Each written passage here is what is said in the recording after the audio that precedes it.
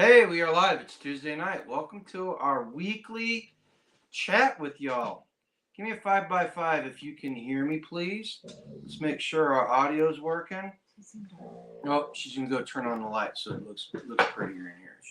All right, while she's doing that, let's see who we've got in chat so far.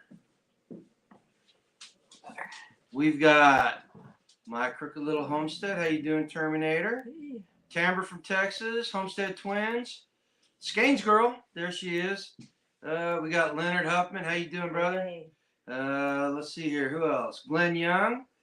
So, how's everybody doing today? I hope you guys had a great weekend. That is the big news. That's the big topic of discussion here at Grumpy Acres Farm. What did we do this weekend? We went to Kentucky Sustainable Living. Right. Kira, how you doing? Oh, yes, as Skanesgirl reminds us, give us a thumbs up. All right, so what we did, like she said, we went to Kentucky Sustainable Living. Just to give you a quick timeline, what happened, and we'll give our thoughts on it here too. We left early Friday and drove. It ended up being a 10-hour drive, pulling the trailer. The weather was nice. It was a little cold. Yeah. We got there about 1 o'clock and started setting up. Well, it was closer to 2, wasn't it? About 1:30. About 1:30. Yeah. So we started setting up and got everything set up and just kind of hung out for a little bit. We ended up going back to the hotel. Mm-hmm. If you're ever in Bowling Green, Kentucky, and you want inexpensive rates, the Vet Hotel off of 231 North, Vet City Hotel. or Vet City Hotel, is a great price. If you stay there, tell them you want to be as far away from the El Maguey restaurant as possible. And La Quinta. And we will. Was it La Quinta? Yeah, no, Quality Inn. Quality Inn. Yeah, Glenn, it was beautiful. We'll explain why you want to be as far away from them as possible. Okay. So got up early. Manfred's being a butt tonight. The lesson we learned first thing in the morning. Somebody was serving breakfast, and tell them what you made for everybody. Oh, it was simple. It was breakfast burritos and sausage casserole and cinnamon rolls, and we did that. So pretty basic. Pretty basic, but we learned a very important lesson, didn't we? We need to function check everything the night before, don't we? Because what happens when you don't function check? Then you're scrambling to figure out electricity. She kept plugging the two roasters and the toaster oven in, and it was popping circuits. Yeah, which is funny, and you even made the comment. You were like, "It's pretty amazing the university's electricity is worse than our house."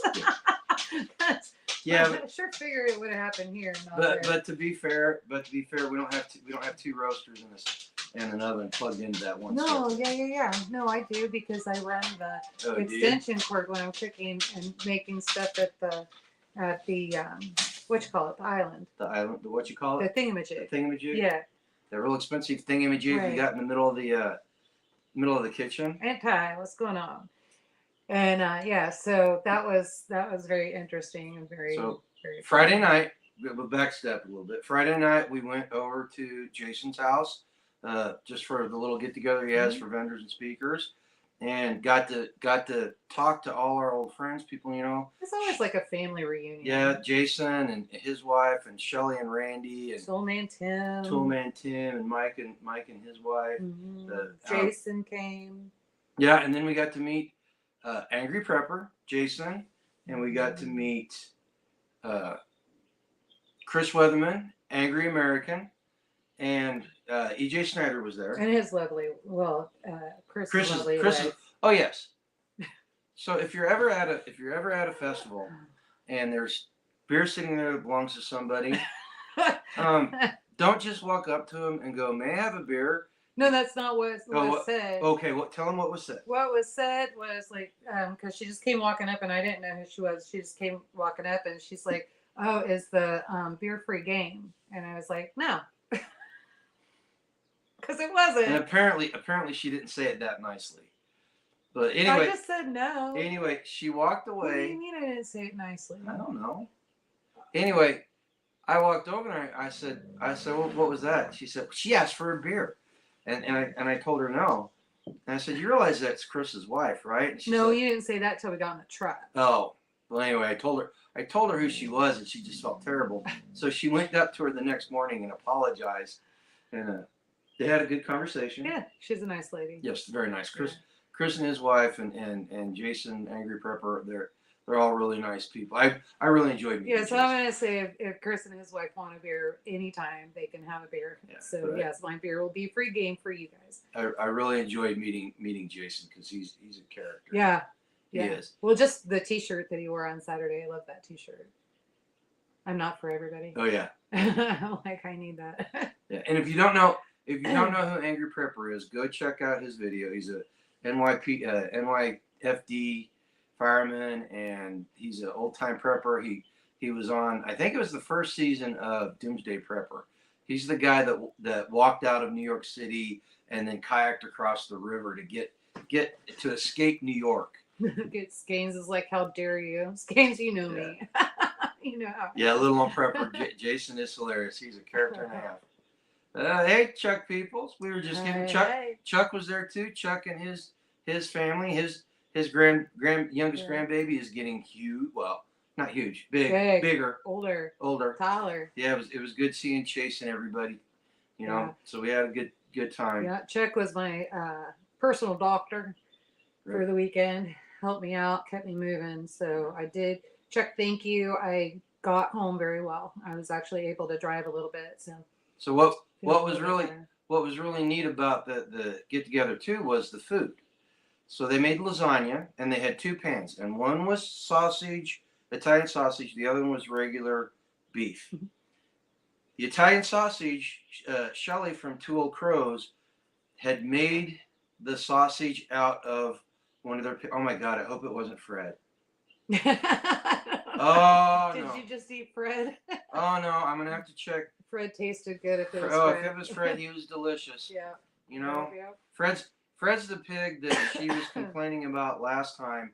How he got out when they weren't there, and he would not do what he was told, and he was being a pighead.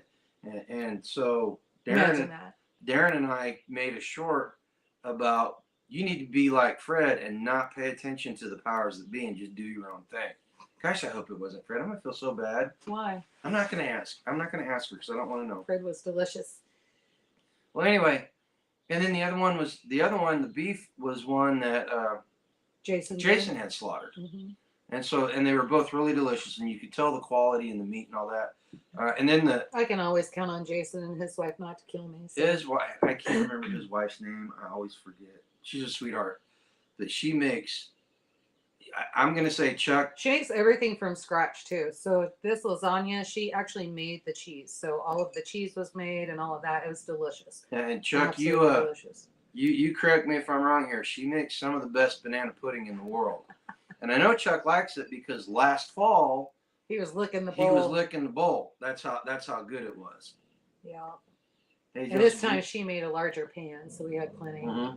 But yeah, it was good. And then did you notice Jason was the first one in line to get the banana pudding? Yeah. And I was like, hey, I'm the guest here. Then I ended up cutting Gary off, which so next morning rolls around. This one was actually functioning really well. I make cooking so much easier and serving. There was nothing to really be concerned about or stressed out about. It ran smooth. It was no big deal. Yeah, ran very good. So our tent, Carrie and Chuck, you guys correct me if I'm wrong here. Or our booths, that little corner of the arena that our booths was in was the best corner, bar none. It's where all the cool kids were, right? Yeah. So we were all of us that love hanging out together. Speaking of which, oh yeah.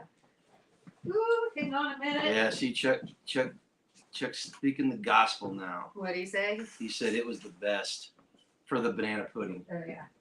Like I've never had banana pudding like that. And the secret's in the vanilla. So Gotta have a certain vanilla. Oh, we will talk about the bacon. So go ahead, talk about that first. Tell Carrie what you did. So, I messaged Carrie and let her know what I did last night. But I told her, I said, make sure you get in on this live. So you guys, I'm telling you, oh my gosh, this girl. I got to get her in the kitchen with me because I think between her sauces and my cooking, we could like throw down. I mean, I think we could put some good food out. You guys, she makes these sauces, and now I'm like, I tasted this, and usually I'm not. What's this? It was the caramel sauce. She made a caramel sauce, and so she had just given me a couple jars, and said, hey, here's an idea, et cetera, on the business side. So we were talking about that, and it was like, okay. And then I need to get the meat prepped for SRF because I'm going to do some tamales. I think I'm going to add those to the menu. And then, so I had to get that done, and then the barbecue and all of that stuff. And so I'm in the kitchen, and I was like, you know what? I got this pork butt, and I don't really want to make a heavy marinade and marinate it because I'm going to throw barbecue sauce on it. What would complement it? I put the caramel sauce on it. Holy smoke. You can just taste it. It kind of went in, even gave it that smoky color. It was just absolutely beautiful. So you guys, you need to go check her out. Garen's like, you need to test some of her other stuff. And you can't see that, babe. It's the light. You got to turn that light off. And so you need to go to her website and check it out. And it's thunderhillfarms.com. And you can also find her on Facebook and get there. But you definitely need to go in. And so I didn't get a chance to taste test everything because usually I don't go through and do all of that. Just, I don't know, little extra weight and stuff just doesn't appease me when I'm on the road. So I didn't do that. But SRF, Carrie, I hope you have plenty of samples because I'm going to be over there for about an hour sampling everything and trying to figure it out. I think we can pair some of your stuff with some of my meals, and I would love to do that. I'm being a private chef for some people. You have dog hair everywhere. I know, fancy night wrestling. But I'm being a private chef, and I think that's going to really add. Plus, I'm being a chef for some events out here. So definitely want to do that. So you guys make sure thunderhillfarm.com. Make sure you go in there and then check out what she's got. She's totally like-minded. Husband was Marine Corps. So Glenn, her husband, we started talking. Of course, we're a couple Marines. We got to compare sea stories. And it turns out that her husband and I were stationed at Camp Lejeune at the same time. In fact, I did support from my base unit to the unit that he was in quite frequently. So we at the very least we chewed some of the same dirt. Right. And Starla, I'm sorry to hear about what happened. Starla said she had a bad day. Oh no. Well, you know what, Starla, you're here. Yeah. Let's have a good time tonight, and so you can just put your mind aside and just take a deep breath and let it go. And Lucy, Terminator is sending you a healing prayer, and we hope you start. At the very least, we hope you feel better at the end of this, right? Yeah.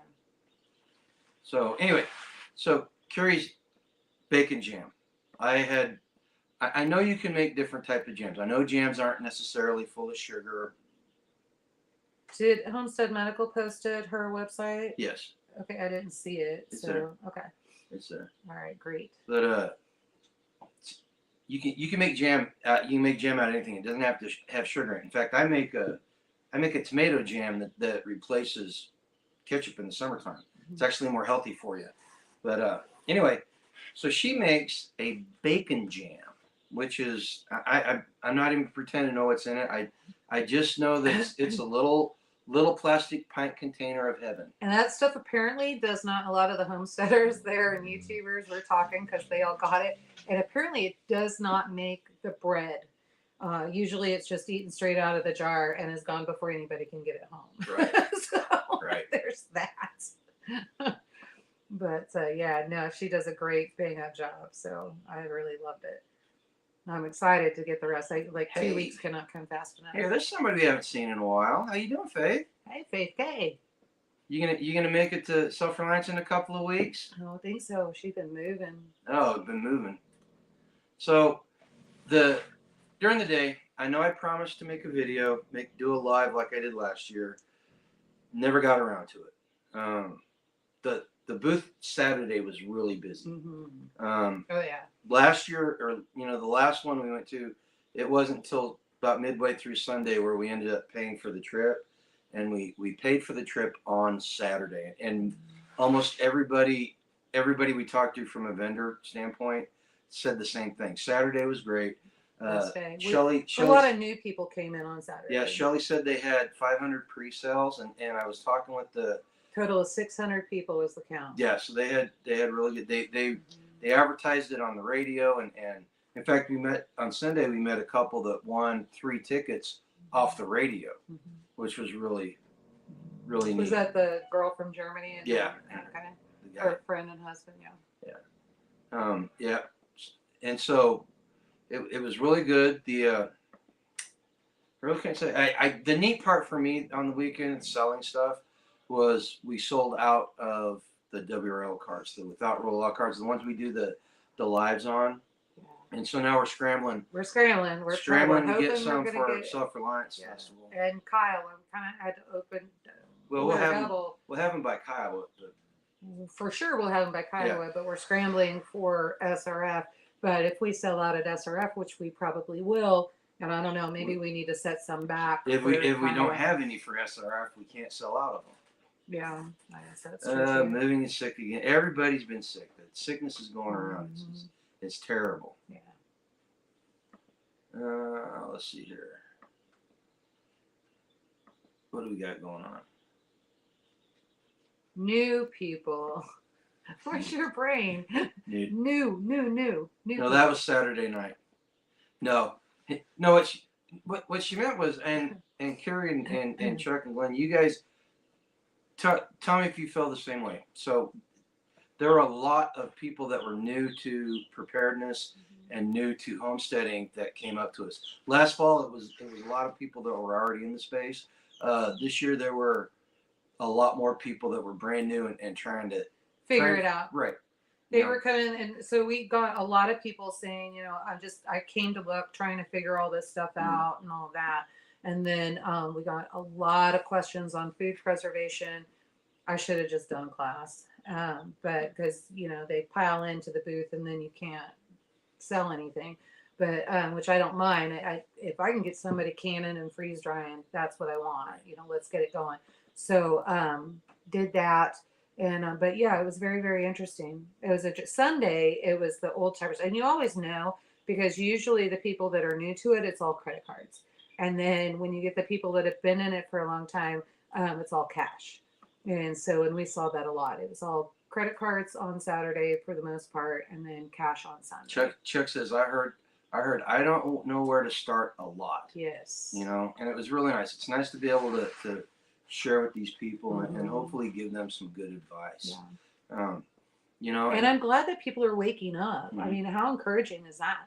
People are waking up and they know that they need to pay attention. They need to get this stuff started. Right. So I'm grateful for that. And it's never too late. We said that several times. Well, some of you may actually be in here listening and just lurking, and that's fine. And so, we want to encourage you to just, take a deep breath and do one thing at a time and just kind of figure out what's most important to you first and then go from there.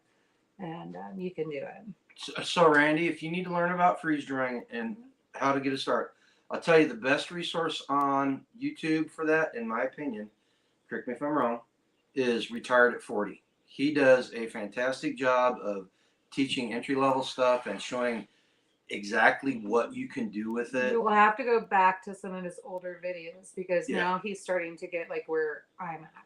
And so not doing videos. But so we have an affiliate link for a freeze dryer. I think I would recommend that you get the largest one that you can afford, because if you get one that's smaller and you go, well, this will work out just fine. I'm telling you, it's an addiction. And once you get in there and you figure out the money you actually save with it, because you're not throwing leftovers away and that kind of thing, you're going to want a larger one. Oh yeah. Glenn also makes, I did not taste it, so this is secondhand knowledge, but everybody. I heard a rumor about that corned beef. Do we want to know what it is? Well, apparently it was very good, and It's not somebody people, is got it? something. No, somebody Oh. got something. I think if it was his corned beef. Did you guys bring any to Kentucky? Somebody sent corned beef. Yes, they did. Glenn had a big And old. Chuck had it. Yeah, Chuck had it, and a whole bunch of people had it. Yeah, I didn't get any. 'Cause I you weren't love down corned there. beef. Hey, stop. Well, but my corned beef has to be like beef. It has to be farm raised, no vaccine. So. Carrie is elbow deep in garlic right now. She won't be typing much. Stop. Stay down. Yeah, that's good. It's good to be up to something. That's what I had my hands in trying to get everything ready for the tamales. And she's like, you got 4 minutes. I'm like, but I have to get this done, so I'll have to finish up when I'm You've done. made how many pounds of barbecued beef so far? I did not do any barbecue beef. Because there's going to be Chef Barbecue Brett pork. is going to do Barbecue pork. I'm sorry. Yeah, Chef Brett's going to do brisket, so I didn't want to step on that. But I did 2 trays of barbecue pork. Glenn says you can get some at SRF. Yay, thank you.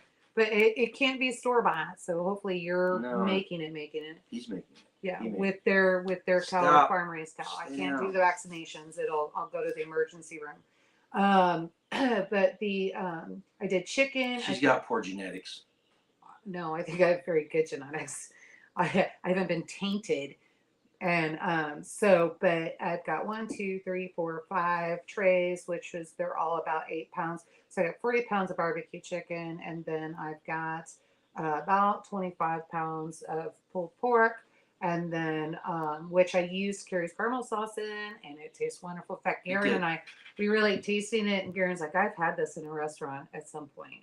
And so we're gonna break it down, kind of figure out what's in there, and see if we can't just make our own. We think along with Carrie's caramel sauce. We think that it's Zarda Barbecue in Kansas City.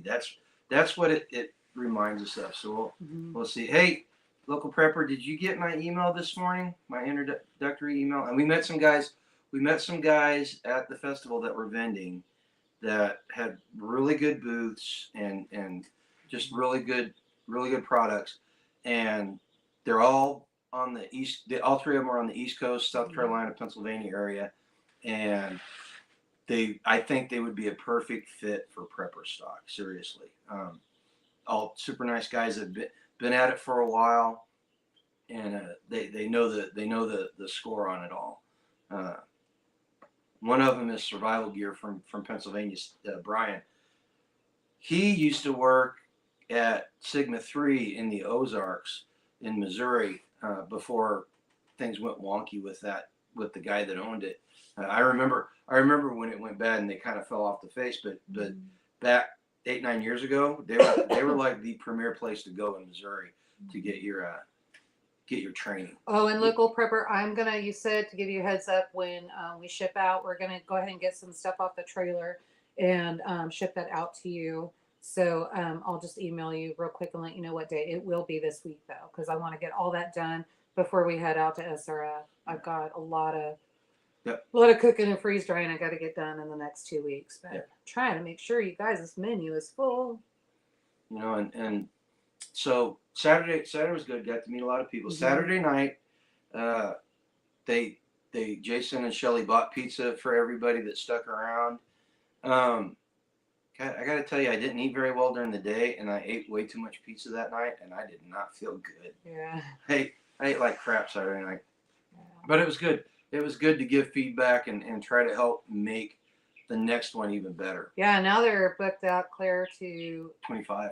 October. 25. October, they will be booked out to 2029. So, looking good. And hopefully, okay, I'm gonna jump ahead in the story just a little bit, but I got since it was brought up. Hopefully, we will have festivals then. Hopefully, this fall we'll be able to have festivals. But I'm going to tell you that the honest to God truth, and I told Jason this, and I told Chris and Tina that are helping. You know, we say this every year. This is different. Remember the party we had at Back to the Land when Billy and Justin and all of us hacks, we all got the B&B and we were in that cabin. Remember that weekend? Remember that dinner that we had and we were scrambling to put that dinner together? because Billy was even concerned this was going to be the last festival that we were all going to be at. It is a concern, but I just don't want to hang my hat on not being able to go. Well, the difference between then and now is the craziness that's coming towards the end of the year, and it is going to come. I don't want to be a black pill, but it's going to come, which is why we do what we do. Correct? Festival's in before November. We do all this stuff to inoculate ourselves and insulate ourselves from this craziness that's coming our way. Or yeah, it's coming our way. I'm not going to say probably. It is coming our way. It's a matter of how much and when, if you ask me. So, but I told him, I said, hopefully we'll be here. If not, it was a good run. Yeah. So we'll see. We're gonna stay positive, and we're gonna do everything we can to make sure that we can go, right?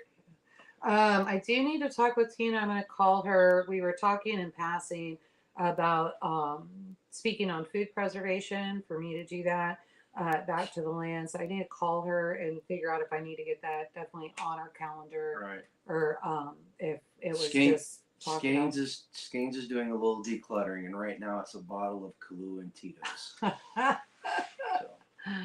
Gotta get bigger than that, girl. That's okay. I'm not gonna lie. I got JW Dant right here. Where'd you find that bottle? I found a whole case. Oh. That was me, you dummy. So I needed that for cough syrup and I couldn't find it. Don't go through that whole case. Hey. No, you don't go through. And you know what? I probably will. Paula was asking me about that, and she's like, "I know you have a video on cough medicine," and I said, "Yeah." Did you make a video on how to make it? Yeah, and she was going through, and she's like, "I can't find it." I don't think you did. I did a long time ago, and then she said, "I can't find it," and I said, "Well, because they do, because we call it medicine, and so when we teach people how to do things." So they don't have to go to the pharmacy and buy all that over-the-counter crap. When we teach them how to do that, YouTube just for some reason doesn't like that, and they pull those videos down. They didn't pull anything down. Heidi has had a ton of videos. Yeah, but they tell you when they do it. Well, this would have been years ago, Garen. I don't think you did. Well, oh, I guess if not, I can do another one. Did I see Jonathan pop in? I see somebody saying hi to him. I don't know. Oh, there we go. There he is. 12 baby bunnies born last week. Beautiful. Future dinner. Has never been cuter. That's the right attitude, though, isn't it? Yep. And then woke up this morning. Yesterday it was 70 degrees, like 69, somewhere in there. And then woke up this morning and I went to go out the door to go run errands and get all my responsibilities taken care of. And I had to walk back inside and grab my heavy coat again. It actually snowed a little bit last night. Yeah, it was down. Well, this afternoon at 2 o'clock, it was 34 degrees, something like that. So hopefully, well, we're gonna pray that it warms up before Self-Reliance Festival. Because I'll be honest, just sleeping in that tent, even with the buddy heater, when it gets down into the upper 30s, even the lower 40s, it kind of sucks. I don't know. Skins and I used it. It's pretty good. Like you haven't camped with it. Skins and I have. When? Last fall. Remember it got chilly? Oh, I don't remember using it last fall. We may have, but I don't remember. But yeah, it worked pretty good. Maybe you just didn't do it right. No, I just don't want to be cold. I'll see. Listen, I think the one thing we did have happen was, Skins, correct me if I'm wrong. You burned a hole in the tent. No. That's why I've got the. That was a different one, and that was a long time ago. That is not that tent. No, it is not that tent. You've kept that tent. That tent needs to get thrown away, but that is not the right tent. And so that was a different one. That was the one that Hancock let us alone, and it fell over and burnt a hole in the ground. That should have been done years ago. It should have been thrown out. But you keep saying you can fix it. But the one thing that did happen, I think duct tape on it. I think fixed. 1 year that is not fixed. And so remember the 4 inches of water in our tent at SRF? It's not fixed. Yeah, we were going to grab the wrong tent. We were going to get water in that tent. You grabbed the wrong tent, and so anyway, but Skanes, correct me if I'm wrong. I think we had condensation in there or something like that. So we ended up having to open up a window. I don't know if I'm remembering that correctly. Would be cool. How you doing? So anyway, Saturday night, And then we went home, or back to the hotel, Mhm. dead tired. My dogs were barking. I Oh my don't gosh. think either of us said goodnight. I think it was just like, So we go to sleep, and I'm woken up. This is what I get woken up to. I thought it was around 2. She says it was around 11:45. it was 11:45. She's like, but it lasted until 2:30. she goes, Karen, get up. There's somebody trying to kidnap a girl out in the parking lot. And I'm like, I'm in my skivvies. I stumble over the window, and she's got the curtain pulled back, and there's 2 guys standing in the parking lot. And she goes, she just ran away, and I was just like, if it bothers you that much, just call 911. I went back to bed. He went back to bed. Because what am I going to do? I'm in my underwear. Am I supposed to grab the AR and go down the stairs and be like, hey, stop? No, I'm not going to do. Especially when there's no. I still don't know if there was a girl there. She woke me up. She was screaming in the parking lot, and it was just a terrifying, wrenching scream. And so that's when I ran to the window and it opened up the curtains real quick. And then I was watching to see what was going on. But they were not going to chase after her because they were so drunk. They were stumbling around. They still had bottles of beer in their hand. But what I did notice is they came from a different section. They didn't come from El Magwe. They came from Quality Inn. So hold on, you got to give them the layout. So this goes back to why you want to be as far away from El Magwe as possible. So the hotel is shaped in a V, and on one end there's a restaurant called El Magwe. It's a Mexican restaurant, and they have live music there. And it's like we were in 248. It's 250, then the stairwell, and then a hallway with that shares the back wall of the bar. Okay. Boom, boom, boom. So Friday night she complained about it, but it wasn't so much that it wasn't so bad Friday night. So it kept you awake. Well, I mean, it woke me up. But Saturday, honestly, I can't tell you if they played music or not because I was asleep. He doesn't have hearing aids yet. I was asleep, but she said it kept her up, and surprisingly, it wasn't that it just kept me up. So then there's more screaming coming out from the driveway, and again, it's coming from Quality Inn. Come to find out, sure enough, there's a bar in Quality Inn. So not only can they do El Magwe, but they can also do the bar at Quality Inn. And so it seemed like most of the sound was coming from El Magwe, and then most of the trouble was coming from Quality Inn. So then there's another girl screaming and yelling. Hers was more like. And this was around 2:30. No. That one was at 1:30, 1:45. And so then she's screaming and hollering, and so I'm looking out there just to make sure that she's okay. And I noticed every time, so whoever was bothering her must have still been in the bar, because every time somebody would come out of the bar, she would walk towards the dumpster. And she did have her phone, and I was just watching her, and she was kind of pacing, so I knew she was concerned. So I thought, I'll keep an eye on her. And then finally her ride did get there and get her. So at 1:45, El Magwe announces last call. And you heard him. And I heard him. And for them to announce last call, apparently the music has to go higher than it's ever gone before, and they just get louder and louder, and everybody's doing their thing. Well, what I find funny about this is her reaction, because she was legitimately shocked that at 2:00 in the morning, 2:30 in the morning, that drunk people coming out of a bar act like drunk people coming out of a bar. I mean, have some decency about you. And so, but then at 2:00 in the morning, you start hearing car doors, and so everybody's getting into their vehicles. And for some ungodly reason, it's a Kentucky thing, because I talked to somebody, I was telling them about what happened, and she's like, "Oh, yeah, you're in Kentucky. First of all, it's Bowling Green. It's a college town. All the old men are chasing the college girls, because they get them drunk, and so that's apparently what was going on. And the girls get mad, and then there's fighting and things that go on in the parking lot." And then I said, "And what is it with the vroom vroom before they can leave a parking lot or get past the light?" And she said, "Girl, you're in Kentucky." And I was like, crap. So lesson learned: either an Airbnb in the middle of nowhere, or I got to make sure that we get far enough away from the highway and lights and Main Street and all of that. I think that must be the Strip right there. Well, I don't know. Anyway, there's an awful lot of bars and hotels and stuff. So and then to top it off, just the icing on the cake. So I had been sent to Walmart at 7:30 in the morning. So I had plugged it into my phone But I ended up not going, so I never hit start on the directions. Okay, 3 o'clock in the morning. and then at 3 o'clock in the morning, for some reason, Google Maps decided it was time to let us know how to get to Walmart, and it's sitting on the table like this far away from my head, and it goes off and it's like turn left on blah blah. I'm like, whoa, whoa. I don't know what it was.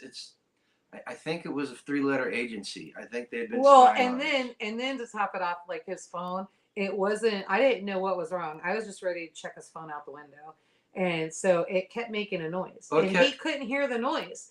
And he's like, I don't know what you're talking about. I'm like, get a hearing aid. And no, so, I couldn't hear it because I was asleep. No, he was awake. No, the first time I said something, anyway, you were awake. Long story short, I figured out in the morning when I got up before she did and I was getting ready that there's 2 USB ports on the little thing next to the bed. One of them was bad and it was going on and off. So every time it went on and off, my phone would go bleep, I'm charging.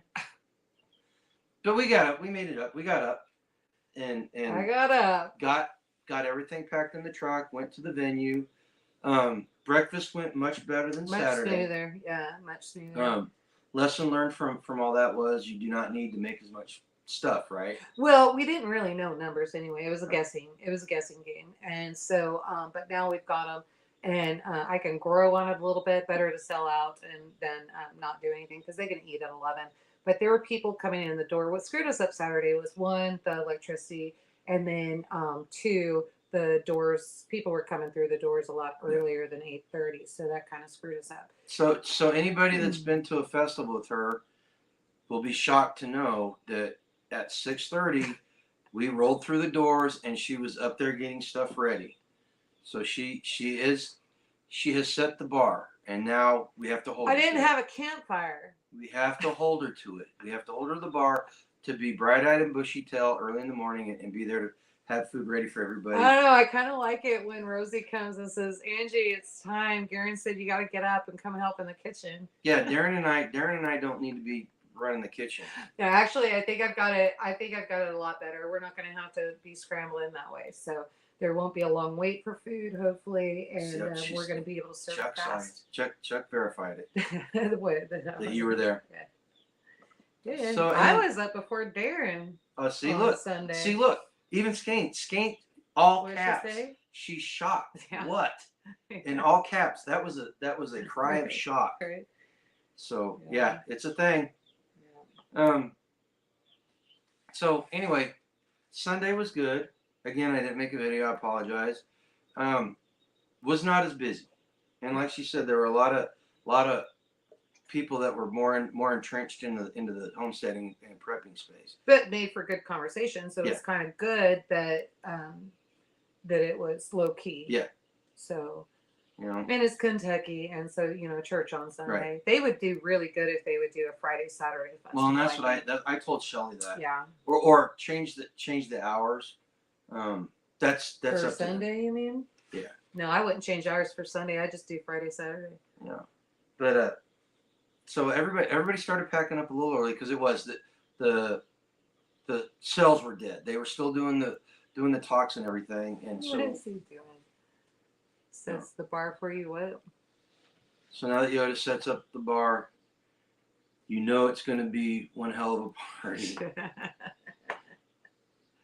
But we packed up and we got ready to go, and Patty calls me while I'm packing up, and she goes, Patty from Hacks from the Homesteader. She goes, last time it was your truck, this time it's our car. The terminal went out on their battery, so Darren had to go to O'Reilly's and get something, and so we called them to make sure they got okay, and they did. But apparently they had to keep their car running the whole time they were driving home. Oh, I didn't know that. That's what Patty said. It said they must have got it fixed because Patty brought me eggs she wants me to put in the freezer. I guess she got it fixed. Yeah. But everybody made it home safe. Do you think it was a success? Yeah. Better than last year? As far as function of the festival? Just the whole thing, just the overall experience. Yeah, it was good. It was really good. So, and you always have your characters in there and that kind of thing. Most of us are family because we do the circus together anyway. But it's good to meet new people, and there were new people there, new speakers, and that was fun. So EJ Snyder, speaking of characters, if you He's a do character. not know who EJ is, he is not. Did he win Naked and Afraid? I don't. But he I'm was not on. sure. He was on Naked and Afraid, and that's his. So was Gary, but I don't know Gary's last name. I don't know Gary's last name either. So that was his booth or whatever it was. But the cool thing that he did, he set up. He had a little presentation that he did twice a day. That was the weapons of Naked and Afraid, and it was a kid-friendly event. So they were so loud up there, but the kids were having a blast. Hey Zach, yeah, the kids were having a blast. Oh, are we doing Zach's live tomorrow night? Yeah, I told him we would. Okay. But they had like a little teddy bear, and the kids could shoot a little bow at it, and they were learning how to throw a spear, and they had a grand old time. And he had his professional. He, out of everybody that was there, I'm going to say he had the most professional setup. I didn't because he had great big banners made, but he had this banner that was about 8 feet tall, and it was like from his thighs up of him on Naked and Afraid. Now he is like almost 8 feet tall. But the dude's big. Yeah. But and all he had on was like a loincloth. No, it was an over-the-shoulder pouch. Oh, is that what That's that was? What it was. And it was I was too embarrassed to look. I didn't check it out. It was covering his junk, you know. So and he's very boisterous, and yeah, it was in the Marine Corps. Yeah, he's a fellow, and I did not know that till after the fact. Yeah, when I told you, yeah, you should talk to him. Or he needs. So what we all decided is that he needs other Marines to talk to, because Marines tend to keep each other a little bit level and that kind of thing. And let's put it this way, EJ has a lot of energy, and anybody who is not into that, or anyone who hasn't had their coffee the first thing in the morning, or anyone that is just not used to being around that, they take him the wrong way. But he's a nice guy. Yeah. A very nice guy. Yeah. And so, all I had heard was what everybody else was saying, what some people were saying. And I didn't really get a chance to talk to him until he came up and got some breakfast. And then, was it breakfast or we were leaving somewhere? I can't remember. But you were taking a break. But him and Glenn cornered me Friday night and rode me for about 15 minutes about doing the VA. Because apparently if you say that you're not a big fan of the VA, then everybody rides you about getting your benefits and stuff. So, but I do know. So Linda, if you're watching, and guys, if Glenn, all of them, so he has been working on it, because you called Patty this morning or yesterday. I contacted her today to get the audiology. I didn't get a chance to do it today because I was busy. That's okay. Hey, I'm just impressed you're working on it. Ghost, she did not send you a thank you letter, and I apologize, but we really appreciate you going above and beyond. Ghost was getting ready for their get together. Crud, you got to get the shirts out. I got to get more shirts ordered. We at least need them for Kiowa. We sold a crap ton of shirts. No, we did. Yes, we did. Okay, I'll get them out tomorrow. The Angry Pecker shirts. Don't be an Angry Pecker. Angry Pecker. Those really went. But he went. He was getting ready for their week and a half long thing in North Carolina, and he got our stuff out. Somebody waited too long to get the numbers, and he got them out to us, and we got them before the thing, and everything was good. Yeah, Faith Kiowa, Colorado. That's where we're going. We are speaking. We're going to have our vendor booth there, and then I'm doing food preservation, and Garen's going to do exiting the system. So we're speaking out there for the Prepper Expo. That's what we're doing. Yeah, actually, it's called the Elbert County Self-Reliance Marketplace, and it's a day-long event in Kiowa, Colorado, 9 to 5. We're driving out there Fridays. Hopefully we can set up Friday. I'm gonna call Sherry. I'm gonna call Sherry and find out, and then we will closer to the hotel. Hopefully we can get there early enough, get everything set up, get back towards the hotel, and then we're going to have dinner with Dylan and Lisa. Hopefully we can make that work. We just need to leave early enough. And make it work. I know, but we needed to make every effort to make it work. Yeah. So Del and Lisa are survivalist prepper and his wife, and we've had him on. I had him on the show, and really great guy. I listened to him. If you haven't listened to Survivalist Prepper, He's a longtime guy. I used to listen to him on podcasts Mhm. back 12 years ago, and now he's got the Bug Out channel. Dale, if you see this, so you sent the email and you talked about the air mattress on the floor, if in case SHTF. Okay, And hold on. We got to preface this. this one, So the reason he's a this came snob. up, the reason this came up, because Kiowa, Colorado Is is in the middle of nowhere. it's about an hour southeast of Parker, Colorado, which is a outer suburb of Denver.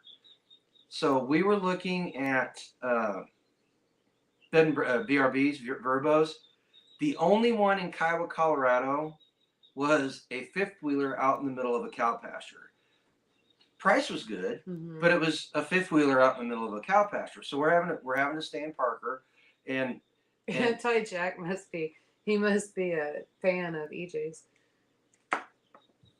Naked and Afraid, 72 Hours, Naked and Afraid. Oh yeah, he's been on there multiple times. Oh yeah, and he's one of the hosts of Dual Survivor, too. Him and Gary's the other one, if I remember correctly. Yeah. Anyway, Gary's the other guy. Yeah. Anyway, His partner. They call each other partners. So I mentioned the problems getting a bed and breakfast, and we were going to have to stay in Parker. And he said, "Well, if it doesn't work out, you can sleep on a." No, he said at SHTF, don't worry about it. We've got an air mattress. So yeah, but tell him what my immediate response was. Garen was like, I don't care if SHTF happens or not. We're making it back home. I'm not sleeping on an air mattress. That's right. Snob. Well, and the reason. Okay, so we got. And he complains because his son complains about not wanting to sleep on an air mattress. We got. You know what the difference is? I don't have to. I've done it. I've been miserable. I've practiced to be miserable. I don't have to practice to be miserable. How do you know anymore. Dale's air mattress isn't like one of those Euro air mattresses? Because it's an air mattress automatically fluffs up. Listen, we got home at 2 a.m. Monday morning. Unloaded the truck. Took us about an hour to get everything out. It was like 2:30. I looked at the clock and I was still putting food away. And I felt every single bit of my 57 years. You did say that. It was hard for me to do. So I am getting older, and it all this stuff does make a big difference. When Chuck said he slipped on the ground long enough, what? Where is it? Who said that? I don't know. Now it's gone. I don't know. Oh. I think it was up top. I don't know. Give us a second, guys. You guys are ripping up the chat. Yeah, now it's gone. And There we go. oh yeah, you went up. Yeah. I have slept on the ground enough to be miserable. Exactly. Yeah. See, anybody that's been in the military, anybody that's done contracting work or done stuff like what Chuck's done, man, you don't have to practice to be miserable. Yeah. You get enough opportunities as it is. Zach, come down. Come on down. Get your folks to throw you in the van. Come on down. Come see us. Hey, Chris. Yeah, got the T-shirt, got the bruises, got the achy joints. I don't have to practice. But they all end up with popping and leaking. Yeah, eventually. Yeah. I mean, it's kind of hard when you wear them out the way that we do. So camping all the time and outside all the time, and then fire them, you never know. We truck in gravel and all kinds of garbage. So yeah, you never know. But we left. We got out of there at about 4:40. We said 4:20. 4:20. We left at 4:20 is when I looked at the clock. And we made it home. It took us 1:20. It took us 10 hours to get out there, and it took us 9 hours to get back. Yeah. We were running lighter load. Though, we were running considerably lighter. Plus, Google Maps took us a different route. Right. That cut a huge amount of time. Yeah. Are you going to be able to remember that route? Yeah, I'll figure it out. Yeah, because we through around Evansville or through Evansville. It took us across the Ohio River, east of Evansville, and then took us on the north side. We didn't end up going through Evansville or through Huntington, Kentucky? Well, I have no right there idea. on the other side of the river. So yeah, it saved us an hour. I always think it's a little weird being back asleep. there. No, I always think it's a little weird being back there because I just think. So my ancestry, my family, they're all from Indiana and Kentucky and that area and Tennessee. So it's just funny that I keep getting thrown back there and out there. No, thank Beautiful you, Randy. country. Sleep in a single cab F-350 service truck for a week gives new meaning to miserable. No. Yeah, I no. We know that one. Hard pass on that one, brother. Yeah. Not for a week, but we know that one. Uh oh, look at that, look at that. Chris says he's good, waiting on a grandbaby to make her way into this world. Woo! Congratulations. Nice. Zach says if he could be there, he would be.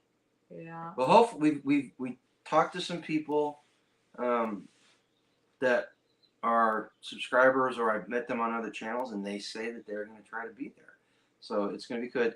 And Oh, you're so happy. Yankee Oh my Watchdog. gosh. Yankee Watchdog is now, sorry, Hold on, before we go there. Yankee Watchdog is now Garen's favorite, and like even I'm getting booted to the side because Yankee now is like your favorite. So one of the best beers in the entire world is Burnt Toast Beer from Three Dog Brewery in Del Norte, Colorado. $48. Now this is 5 years ago. $48 a case to have it shipped to my house, and I'm sorry, no matter how good a beer is, it's not worth it. Yankee lives where he can pass right through Del Norte on the way to the expo, and he planned on coming to the expo anyway. So we were talking today, and he said that he would stop and pick me up a case. And so if he pulls it off, not quite sure how I'm going to thank him. It's probably going to be very inappropriate. Big, wet, juicy kiss. Yeah, you know, tongue and all. It's only gay if we make eye contact. You know, no, but seriously. I said I'm starting to get really concerned. There's a lot of those kind of jokes wandering around here lately. So listen, Marines, the Marine Corps are the most homoerotic group of straight men in the entire planet. Seriously. Well, Zach, there you go. To have Yankee pick you up. Come on out. Where are you from? Are you from Colorado, Zach? Well, he said he's 7.5 hours from Kiowa, from where we're going to be. So he's on the western. And sounds like you're on the western slope. Only 2.5 hours from Yankee. So which would put him pretty sure on the western slope. Yeah. You know. But so you know, in all seriousness, if he pulls it off, I am going to be extremely grateful to him. It's one of those beers that you, if you like it, you like it a lot. And he got a case when we went to Colorado. Gosh, that was when we took care of your mom's spread ashes, my mom's ashes. Yeah. And that was years and years ago before my mom died. Yeah. No, was it before my mom died or after my mom died? He's in Southwest Colorado, down by Pagosa, or further. More towards the Four Corners. He may be part of your mom's old stopping grounds. Well, she was from South Fork. My mom's from the San Luis Valley. Yeah. Out by Monte Vista. Mm-hmm. But, yeah, his grandfather had raised lambs and did about potatoes. 10,000 acres of potatoes. Yeah. In the San Luis Valley. Did potatoes for Lay's. Back in the day. Yeah. My grandfather. Put the in the chat. Put the thing you remember the most about your grandfather. You know what? My grandfather was the Marlboro man without the looks. Yeah, better. There you go. An hour and a half from Pagosa. That sure is pretty country out there. Yeah. We keep every time we go out there because she's got relatives that live in Estes Park and Glen Haven. Mm-hmm. You know, so and Lyons. So every time and then I've got family in the southern part of the state. So every time we go out there, we're like, yeah, you know, if we could figure out how to make a living out in Colorado, we'd move. But then the crazy liberalness of the state kind of filters ruins through. It. Yeah. So if you could get rid of, and we'd be closer to my mom and dad. If you could get rid of Boulder, Colorado Springs, and Denver, Colorado would be a fantastic state. Mm-hmm. You know, it's a fantastic state now. It's just you work with what you got, right, Zach? Homestead Miracle Mike was just a tough and hard. Yep. Yeah. My grandpa was awesome. My dad's dad, he was awesome. He was really neat. But, of course, he loved his girls. He had all boys, and so when he got his granddaughters, we were all particularly special. But I also have my grandfather's spirit, which is my dad would argue probably a bad thing, but I Picking- think it's a good thing. Picking night crawlers with the flashlight at night for fishing. Mhm. That's remember Grandpa. Hey, Gregory. It's Susie. Gregory's out taking care of cows and new baby. Oh crap! Oh, It's not dark yet.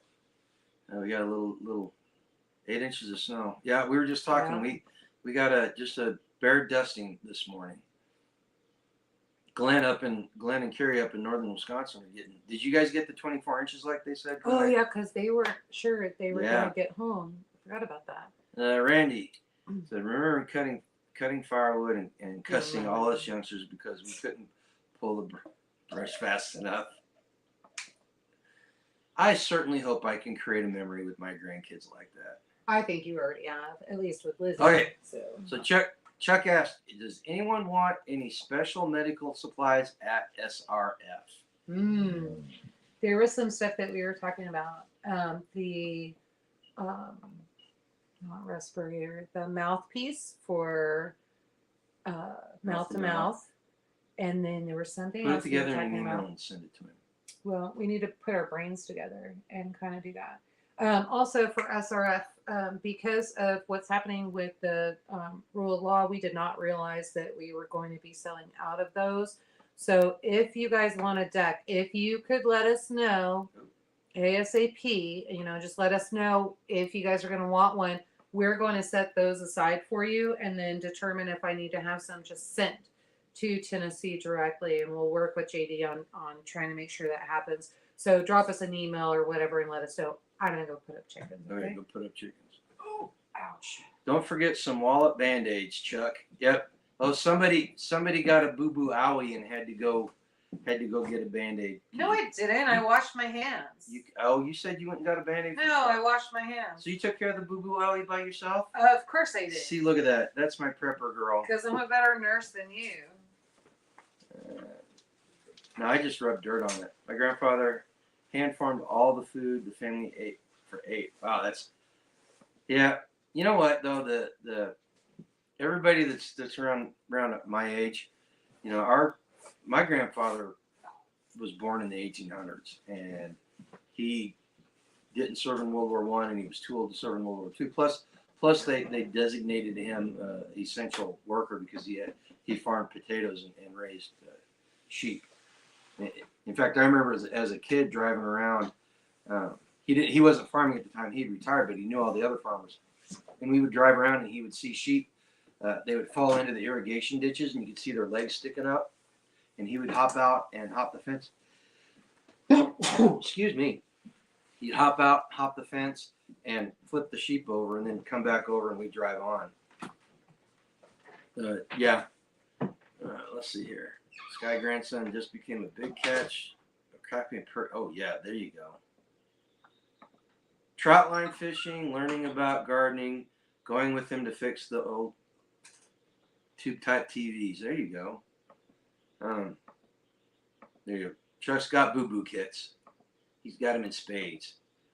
He never did break out the mannequin this weekend, though. I asked him if he was going to. He said he was, but kind of let everybody down there, Chuck. Actually, I'm probably the only one that cared about it.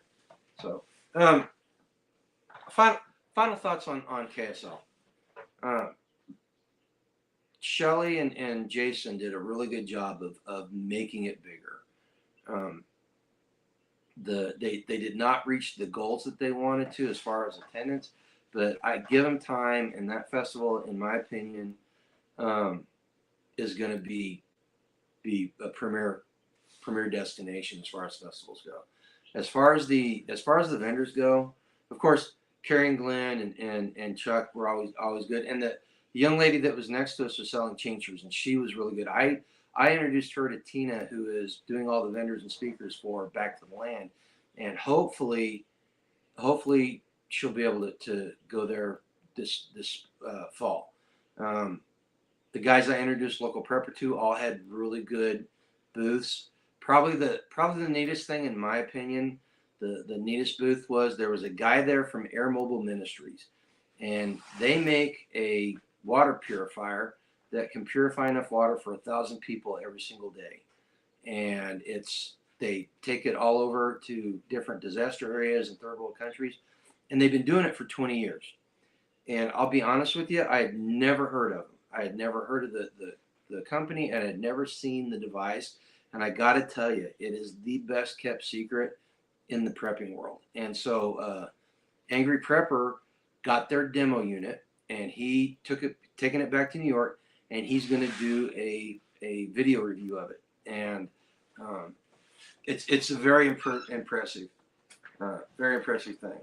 Yeah, the guy. So he said he was going to send you one. That's cool. A tester water. Yeah, I'm telling you, folks, this thing it triple filters. It will. You can put it into mud. He put about that much dirt in the bottom of a 5-gallon bucket, because the floor at KSL is it's an arena, so it's dirt. But he put about that much in the bottom of a bucket, filled it full of water, and was running the water through this bucket, through the dirt and mud and everything. And I'll tell you what, and it's $3,000. And if you've ever priced a whole home purifier, you know that's cheap. That's the one that you want, right? Yeah, that's the one I want. Yeah. That's the one I want. But fantastic. Out of everything we saw there, that was probably his. There was a guy there that did caskets, and he brought a bunch of demo caskets, handmade caskets, which was really weird. But when you think about it, kind of something that everybody's gonna need one. You're gonna have to have a skill, and you better figure it out. Potentially, you're gonna need one. You may, somebody, you may get cremated, or you may get left in a ditch. You never know. What's the name of it again? Gee. Of which one? I'm guessing the water purifier. Oh, the water purifier. Oh, it's airmobileministries.org. Or no, I'm sorry. Yeah, airmobileministry.org, and it's their rescuer water filter. Fantastic device. Triple filters, UV light, carbon, ceramic filter. You name it, it goes through there, and it did such a good job. When you drink out of a Berkey, it just tastes like clean water. This water straight from the filter tastes like sterilized water. And if you've ever been to a hospital, if you've ever been in a hospital for any amount of time, you know what I mean. You know what I'm talking about. This is what I thought was cool. Oh yeah.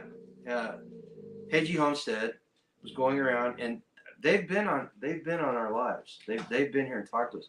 But she was bringing around, and she gave everybody these little 550 cord bracelets, and you can have this one because I've got one. Okay, cool, thank you. But yeah, they were going around, and so if you ever run into them online, say hi to them. They're really cool people. We met a lot of good people. Oh yeah.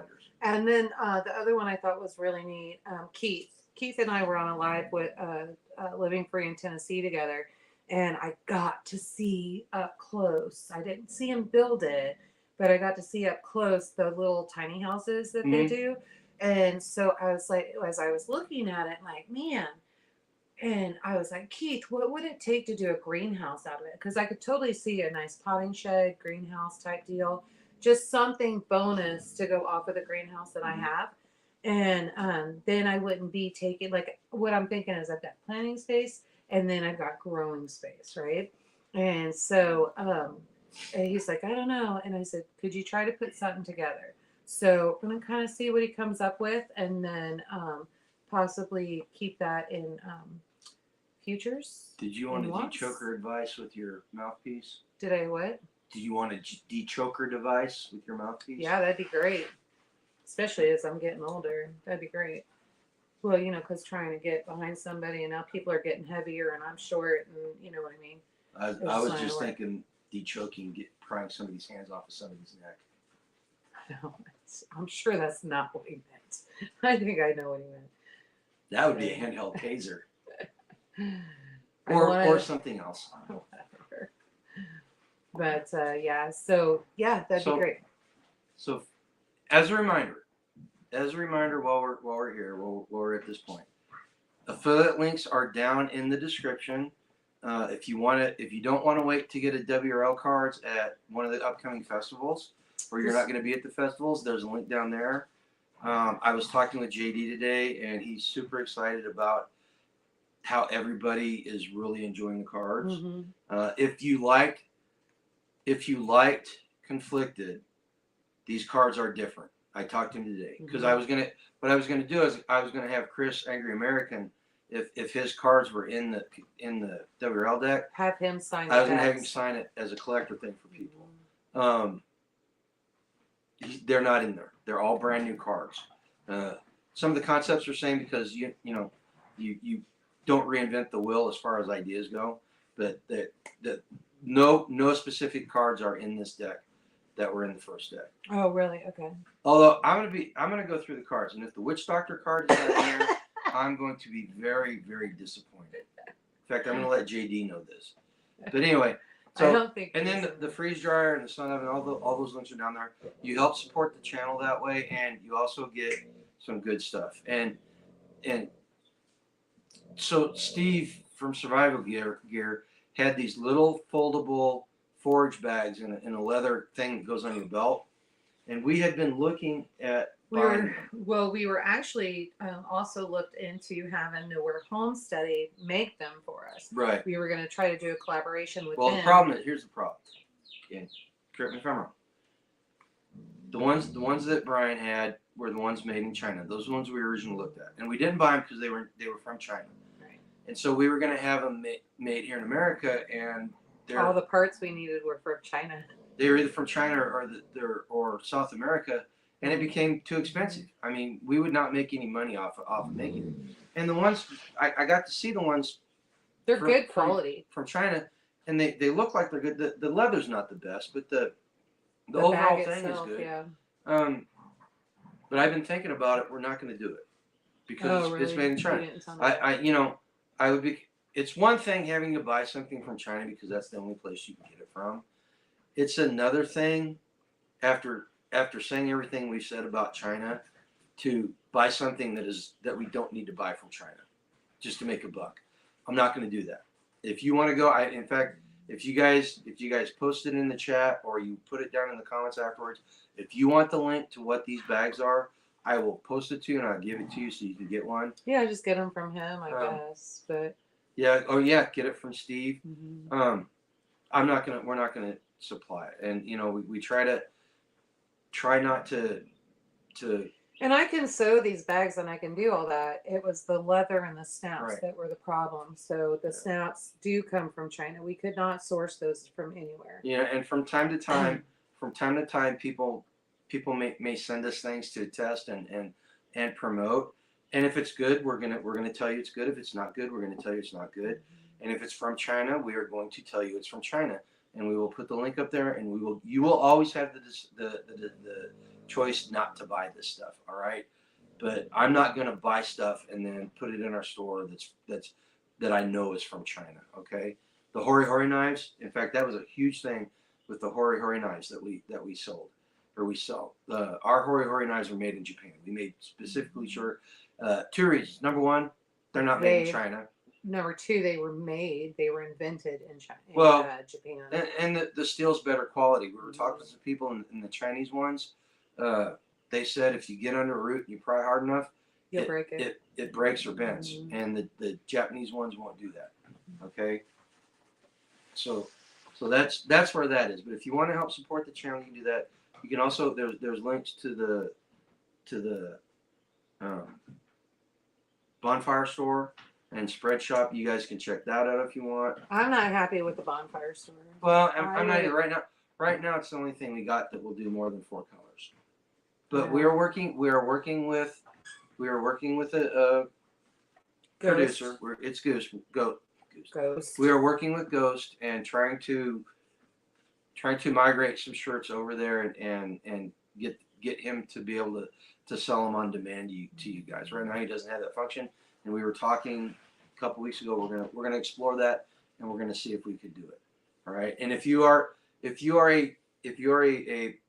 producer, a vendor, or whatever, and you're looking for good quality T-shirts, go check out Ghost because he does ghostdesigns.shop. Yeah, and it's in the link. I think I put it in the link below. If not, I think we do have it. But, and if you have one of our T-shirts, it's probably on the sleeves. So. So go check him out because he does a great job and he's very, Uh, in our case, he's been very responsive, Gracious. Yeah. very responsive, which is greatly appreciated. Mhm. Okay, future shows. We're at Self Reliance next well, a week and a half, the weekend after Easter. Yep. The weekend after Easter, SRF. Make sure that you get on there. SRF is also, they had a online, I guess, kind of conference type deal. They were talking about homesteading, setting up some different things and that kind of stuff. Yeah, I believe you can still get on there and do that. Just let them know that Grumpy Acres sent you, and then get your tickets. Come see us. There's several, oh man, amazing speakers and Mhm. things going on there at SRF, and obviously good food. If you have Chef Brett and myself, you can't go wrong. So there'll be some amazing food, and yeah, come on out. Chuck, did you see Starla's question there? I cannot answer that. That is a Chuck Peoples question. Homestead Medical. So we'll see. We'll see if he posts something. Um, He may not have responded because he's trying to figure it out. if you are going to SRF and you're at Kentucky Sustainable Living, Ooh, make sure you're getting your tokens. if they didn't get it this weekend, Then they're you're out. out. They're giving token. Do you have one handy? I do. Well, don't worry about it. Don't get it. That's They're little alright. poker chips. Should. But you get the 3 tokens from the three festivals, and you become eligible to. Yeah, it's a little poker chip with a Kentucky Sustainable Living combat sheep on it, and it's nice. That's good quality too. That's good quality. Yeah, it's good. So there's that, and then like she said, we're at Kiowa, Colorado, at the Elbert County Marketplace, whatever. We are there on the 9th. It's the weekend. It's the 13th. 13th. Yeah, Saturday after. Yeah. 13th. Yeah, the 13th. On the 13th. 9 to 5. So if you are on the Front Range in Colorado or within driving distance, come down and see us. We're gonna have a good time. Like she said, she's talking about food preservation, and somehow I got talked into doing Escaping the System. We were supposed to do it together, but then so that we don't have to leave the booth, you decided that you would go ahead and do something along the lines of 3 Pillar and do it that All right. way. DeChoker had a lot of published testing and over 400 successful uses.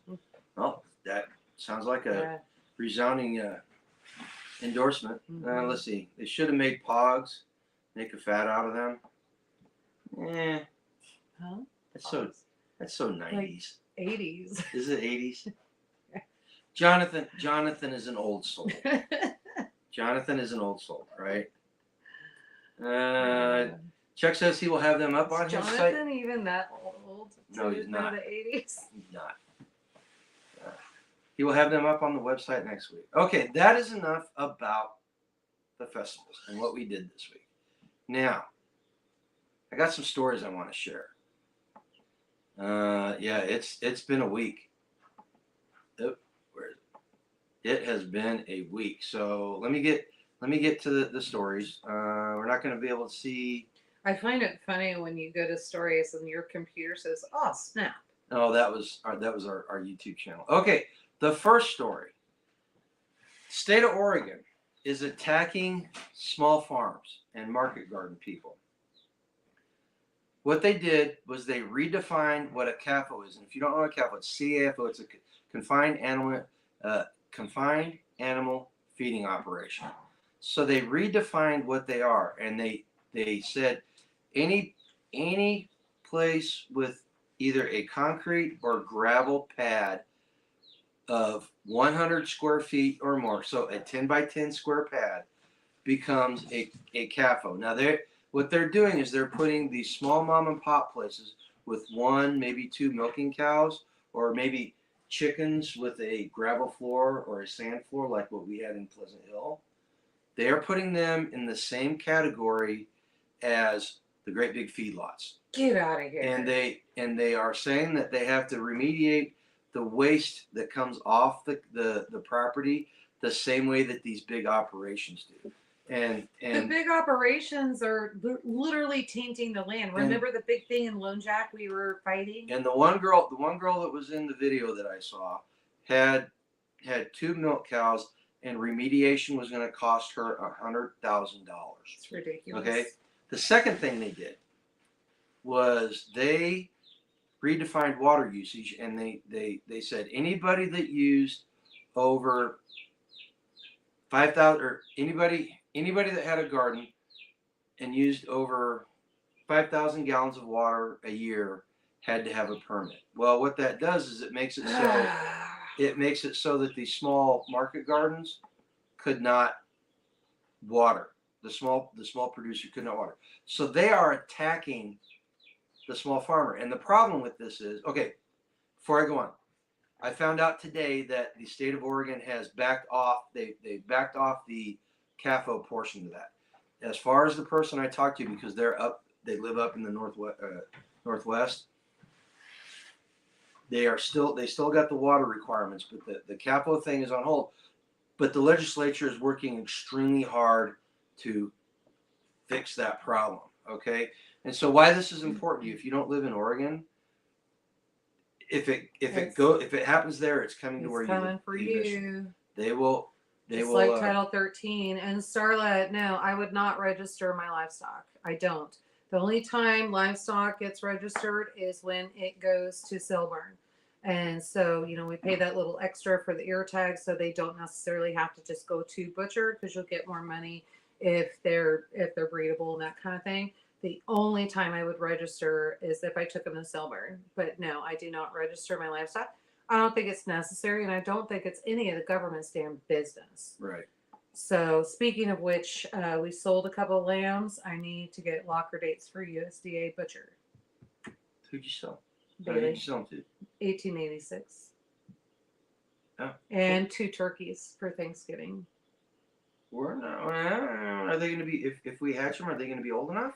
Yeah, they should be. I should be able, if I can get them 22-24% feed, I think they'll be all right. If we can do it, we'll do it. I know that one Tom needs to go because he's getting mean with Roger. So yeah, well, they're both getting mean with Roger. Poor Roger, he gimps around, and the two. He's not gimping so bad now. He's way better than what are the white ones called? I can't remember. There's some kind of heritage turkey, and then my Narragansett female. She is not in there, so she is definitely nesting somewhere. I've got to find her. She was in there this morning. She's not there tonight, so she's laying on eggs somewhere. Do you think that? Okay, I'll talk about that. That's on the schedule to talk about, Starlet. So let me get through my list first, okay? So there's the Oregon thing. The Kansas Ag Department, and so the story reads: a mystery illness that's impacted dairy herds in Texas Panhandle, New Mexico, and Kansas was diagnosed as influenza A. USDA says that genetic sequencing revealed that it is a strain of the high pathogen avian influenza HPA that has been in the U.S. for 2 years. So the bird flu has transferred over into the milk herds. Bullshit. No, I don't. Bolshevik. Here's the deal. Whether you think it's BS or not, the government, this is where they're going with it, and they are going to use this as a means to try to regulate small farmers more, and people with not dairy. Just small farmers. They're going to start taking right out of your backyard. So if you got backyard chickens, you might as well. They're going to use this as a way to get in there and start. And I guarantee you, they're going to fight the backyard flocks before they fight us. Right. Okay, so there's that. That's something we need to be watching out for. So the next one, this is a positive. At least I think this. I think this is a positive. So applications for urban farming grants have to be in by April 9th. And you can go to the website, and here, let me pop that in there real quick. Ooh, is the hoop house, is that on there? Is it back? You have to go to the website and look at what all is available. But I hope they're back. All right, Chris, you take care. Here's the deal. Oh, freeze dryers may be on there, people. Yes, So they are. Are They they? Freeze Okay. dryer grants. We're Freeze doing dryer that grants are one. on it. We're But doing that it's one. for urban people. Oh, really? So I don't think we qualify. Well, there. Hmm. Okay, there's the link, but it's not showing you a link. But anyway, so here's the deal. Here's the deal. You guys pay taxes, and you pay a lot of taxes, right? You might as well take advantage of these things if you can do it without having the government get their hooks completely. And just be forewarned, a lot of grants have hooks that the government puts in you. All right. They don't always follow up on those. You can find grants that don't do that though. Mm-hmm. And I have not done. I just found out about this today, and I have not done a lot of research. But if you can use this grant, that is your money. All right. I don't care what anybody says. That is your money, and you're not doing anything wrong. No, the grants. If No, you I can, know.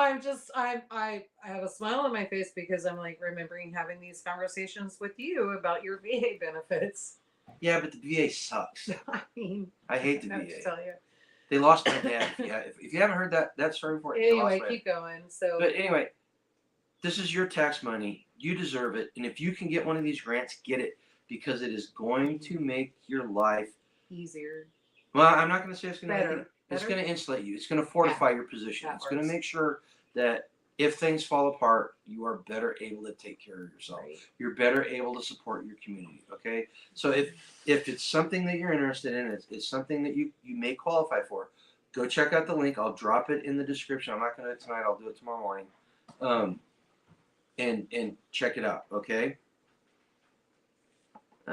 Chuck, do you recommend for a person with bone broke off the shoulder that won't heal? What would you recommend? Fracture? Yeah, Fracture or something Okay. like that. Okay, and this is a story out of California, and I found this one very interesting. So, the organic farmers in California, someone did a survey and a study, and what they found was that the traditional farmers that were surrounding these organic farms that didn't use pesticides and did all that stuff, as a result, the traditional farmers around it were using more pesticides and herbicides than what the other traditional farmers elsewhere. So, and I don't know, the article really didn't say one way or another if it was a case of them fearing that something was going to come from the organic farmer because they didn't trust the methods, or if it was a concerted effort to destroy them. To destroy the organic farmer. Now, in a past time, I would have thought it was just fear.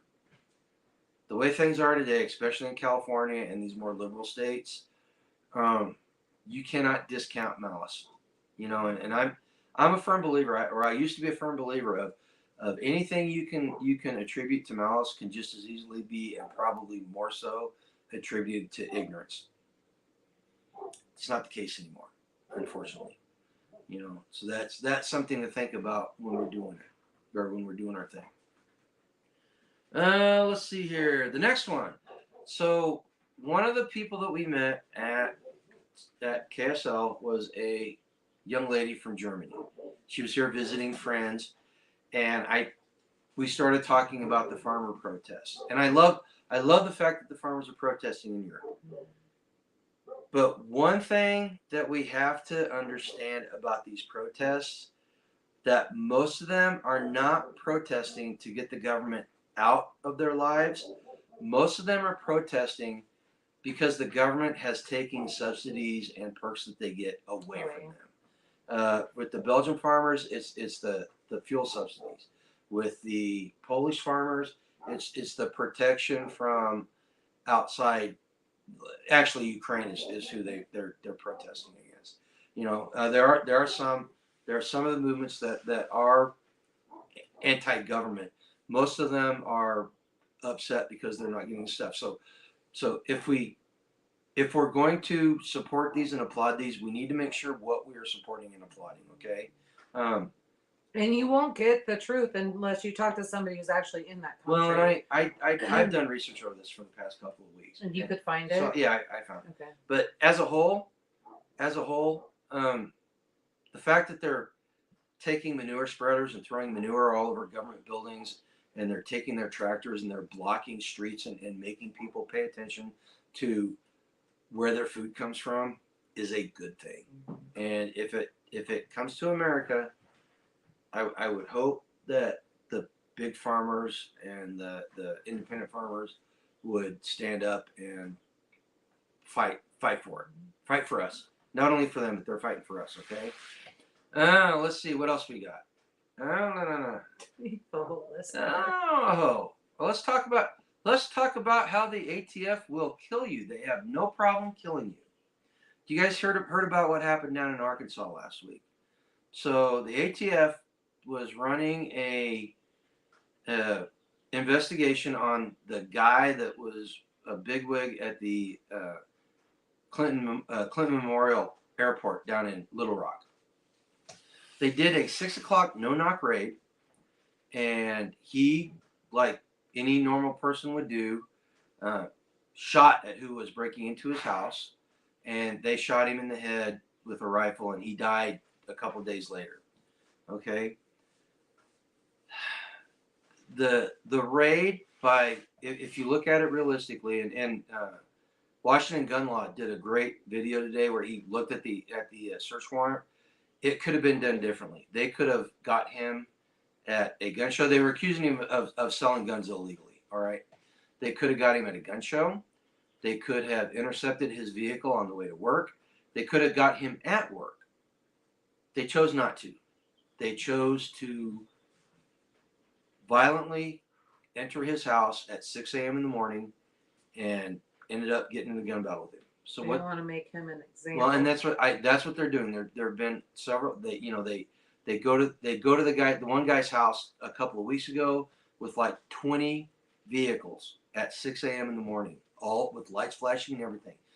They are doing things to intimidate the average citizen. In this case, it's the gun owners. It's your law-abiding gun owners that they are trying to intimidate. And the ATF is not the only agency that's doing this.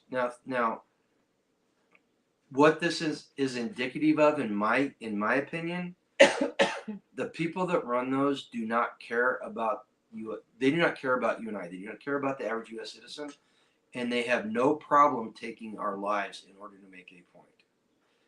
Okay, so why is this important to you? The IRS, 85,000 new agents, and something like 20,000 of them. Okay, Starla, hey, listen, I hope you feel better, and I hope when you're walking away from tonight, I hope that you're in a better place. You know, we will say a prayer for you, and you know that we care about you, right?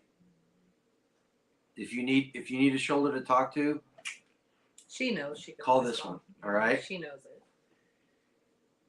Okay, so there's the Washington Gun Law video. Go watch that. I highly recommend you watch it because he does a really good job of breaking these things down. You know, but the fact is that there are elements in the United States government that do not care. The message and the ideology is more important than the American citizen, and they will have no problem making an example out of you if you cross them. A conversation I had yesterday. I had this conversation with Tag. I was running some ideas for our talks by him, and we went off on a different. Which one? Brian has his stuffed bunny collection. Are you gonna do the combat bunny? You told me you were gonna do that. I know. I gotta figure it out. Okay. In the chat. Easter is here, so they're gonna go on clearance. Hold a second. On in the chat. If we go on Alibaba and we find stuffed bunnies. No, I can get it. Hold on, it's Easter weekend. No, but we can do this in bulk. But then those are going to be from China. But the crap I buy here is going to be. I want to know if we can find bunnies on China that we can turn into Brian's combat bunnies. And if you don't know what the combat bunny is, text us. We'll let you know. I just have to pull the stuff in and put a brick in it. Imagine a lead sinker filled bunny. Okay, very very cuddly and soft, but you can use it to just anyway. Beat somebody. Anyway, if you think that we should, that is something we should pursue in order to bring it to everybody at a good price. Go ahead and put a 1 in the chat. So. Sorry, excuse me. I did just do that. I'm sorry. So Tag and I were having a conversation yesterday, and the decision there, the talk we're doing at Self-Reliance is about making the decision to become free. And he made the comment, which I thought was perfectly on point. There's something disturbing about you too. You not you. Well, no, I'm putting one in there too. You have to be willing to die for what you believe in. If you want to be free, you have to be willing to die. And there's a whole nother discussion about that. And Tag and I were talking about having a live about that and the bigger thing. Oh, what's this? Stuffed zombie bunny. What? On Alibaba. Okay, I'm gonna have to look that one up after we're done. I'm gonna have to look that one up. I can't, you guys. I have to sew these things back up, so I don't want to look at something so disturbing or anything like that. So, but there it is. That this is something. This is where we are in this country, and this is something that we have to understand. It's scary thinking about what they could do in order to maintain control. Scary. It's even more terrifying knowing what they will do. Mm-hmm. All right. And we know what they will do, right? So take that. I know it's a big black pill. The positive or the white pill is community. We'll give you support. Becoming food independent. We'll give you freedom. Becoming modern self-reliant. We'll give you freedom. And starving the beast will take their power away. All right? Yeah, that's no joke. So there's that. Let's see here. Oh man. Now, did Starla leave already? I think Starla, she might still be hanging. Starla, if you're still hanging out, here is the Baltimore Bridge thing. And this is... Oh, that was today, yeah? Yeah, that was this morning. It happened at 2 a.m. Eastern time. Okay. So here's my take on the Baltimore Bridge. Okay, there are only 3 options here. There are 3 options about what happened. The first one, it was an accident. Everybody went and checked out the bunny. Apparently, it's cute. The second one, it was terrorism, and the third one, it was sabotage. Okay, and the difference between terrorism and sabotage: terrorism is politically motivated, and it's meant to install fear in people, where sabotage is meant to break infrastructure and stuff. So there's a difference there. Okay. So first off, terrorism. Nobody claimed success for it. With the way the media is today, if somebody had claimed success, it would have been out there almost immediately. Maybe. No, it would have been. It would have been. You think? Yes, they are such whores. The media is such whores that they would have knocked their own grandmother over in order to get it out before the other guy.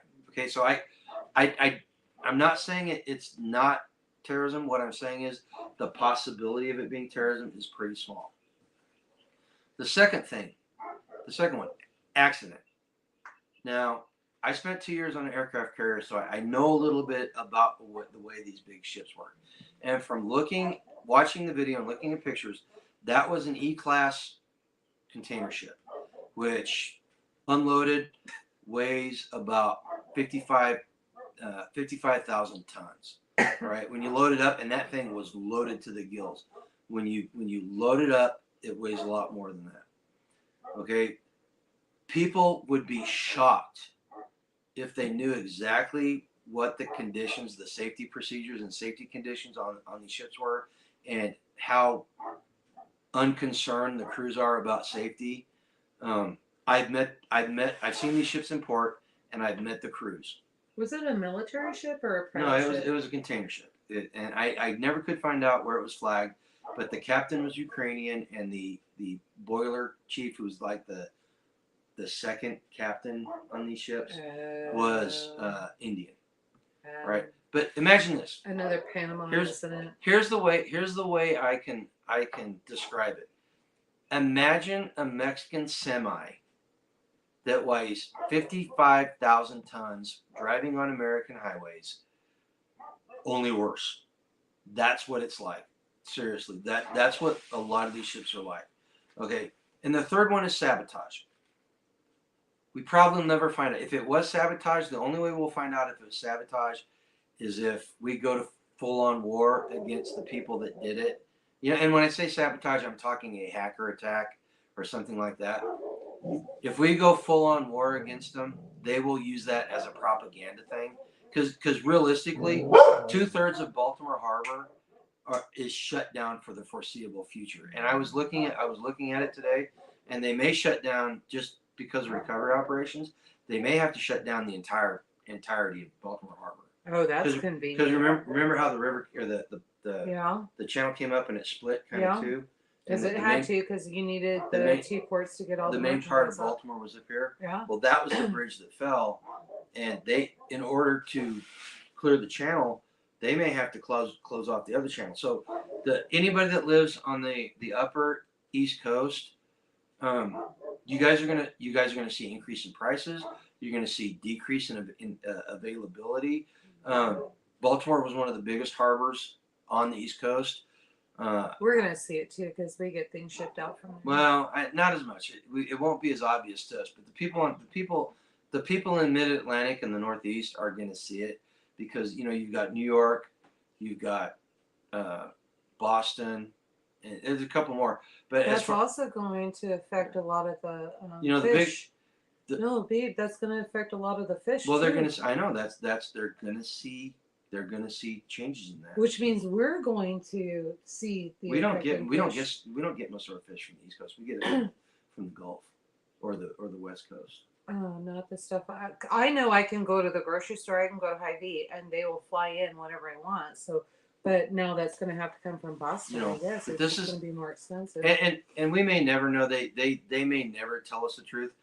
Right now, personally, I'm leaning towards an accident because if you watch the video, you can see the ship going towards the bridge, and all the lights go out, and it veers off course. And to me, knowing the way ships operate, that's indicative of the power loss to steering. And those ships, once they get moving, I think they were moving too fast. They lost power. They lost steering. And even if you throw it in reverse, you're not going to be able to stop in less than a mile and a half. Plus, if they were out in the middle of the channel, those ships, they don't draft very much water when they're in port, and so the anchors are not that long. In fact, as an example, when the aircraft carriers on the USS Ranger pulled into Pusan, we were tied up next to the pier, and they sent divers in the water to check the bottom of the ship, take barnacles and check the water system and everything. We were drafting 4 feet of water. Was talking to the diver, and he said that they had to duck their head to walk underneath the aircraft carrier. And we weren't fully loaded. We didn't have all the airplanes on board, and we weren't loaded completely with food and fuel. We did an unwrap after we left Pusan to get all that stuff on board. So, hey, Independent Minnie. Hi. See, I said it right. Even though I don't have my glasses on, I said it right. So you got trained now. I'm leaning towards an accident, but we may never know. We may never know what the true fault of that was. All right. We're never gonna tell. The last one. Okay, you guys. Some of you guys are gonna see the polls that are coming out, and you're gonna scratch your head or you're gonna get despondent. Don't be. There's a poll in Wisconsin that Biden is leading. There are polls in other swing states that Biden is closing the gap with Trump. Trump is, whether you like it or not, a huge lie. There's no freaking way. Well, especially after you saw Kansas polls, there's no way. Well, listen, here's the deal about these polls. Don't pay attention to them, all right? These polls are not meant to give you information. They are meant to sway your opinion, and they will lie. They will say whatever they have to say to get you to behave a certain way. All right. So don't pay much attention to them. Go out and vote your conscience when it comes time to vote in November. All right. Repercussions be damned. And I'm going to tell you this. You write this on the calendar because this is what's going to happen. No matter who wins in November, people are going to lose their minds. One side or the other is going to lose their minds because the left is going to lose their minds just because they lose their minds over everything, misgendering and pronouns. All right, so they're looking for an excuse. People on the right are gonna. Well, let me phrase it properly. What? Wrap it up. I'm like ready to fall over. Well, go to bed. People on the right should lose their minds. If Biden wins, shenanigans. Period. Shenanigans. So we should lose our minds. All right. I'm just gonna leave it like that. Okay. That's the end of it. Did I blackpill you guys too much? I hope I didn't. Let's see here. I believe that you put it right. It was not. M1. Flagged under Singapore. What'd you say? And then it was yellow and. Do you believe that Putin was right, that it was not hashtag whatever? Oh, ISIS. And that it was yellow and blue? Ukraine. She's asking about the attack that happened. By all accounts, independent media, not the U.S., not Russia, by all accounts, ISIS-K, which is ISIS-Kush, claimed for it, and that's ISIS in Afghanistan. They took claim for it. I have no reason to not believe that it wasn't ISIS because they have legitimate grievances against Russia. So yeah, I think Putin. I think the Russians, because of everything that's gone down over the last couple of years, discarded what the Americans told them. I think that the U.S. government did not tell them everything they should have told them. Yeah, I personally, it's got all the hallmarks of an ISIS attack, and that's what I think it was. Yeah, you guys, something else I want to tell you. I was talking to somebody, one of the elders, and you need to be really careful. A lot of people are coming in on Facebook. Now they're into personal email, personal text messages, and that kind of thing, especially if your phone number's out there, which everybody's is. There's a lot of stuff going on that they take somebody, they can figure out who you're in a room or area with, and they can take their number and then send you a text message or message from anywhere, and it'll be like, hey, how you doing? Hey, what's going on, baby? And that kind of thing. Hey, you're looking beautiful. Hey, you ready for a weekend getaway? And that kind of thing. And there's nothing wrong with it. People get lonely, and you want to answer those. It's so important that you just ignore them. And I've had one. It's really funny who they chose because it's my daughter's father-in-law, my son-in-law's dad. Steve? Yeah. Oh, Steve's been hitting on me big time, and then got mad because I was ignoring him. He got hacked. And I know, but that's just like I know it, but obviously they're not very discerning. No, they're not discerning. So but you just need to be careful with everything that's going on out there. And when you get that stuff, just don't pay attention to it. If you are worth a man's time, or if you are worth a woman's time, they are going to go out of their way to make sure that they meet you, have a cup of coffee with you, make a friendship before a relationship. And so, just be careful, be discerning when you do that. As far as the Russian, you'll like this one. As far as the Russian attack goes, the first thing that Putin said was it was Ukraine. And the president of Belarus came out today, and the reason why they said it was Ukraine is because they were trying to escape into Ukraine. Well, today the president of Belarus, who's a Russian ally, came out and said These guys tried to escape into Belarus, and we chased them away. So it's obvious that it was not a Ukrainian operation. I'm not going to say it wasn't a CIA operation because the CIA is evil and they do stuff like that. But Oh, no baby calves. no baby calves. Oh, wait till tomorrow. The weather will change. It'll be sometime soon. Yeah, you'll get them, Susie. Yeah.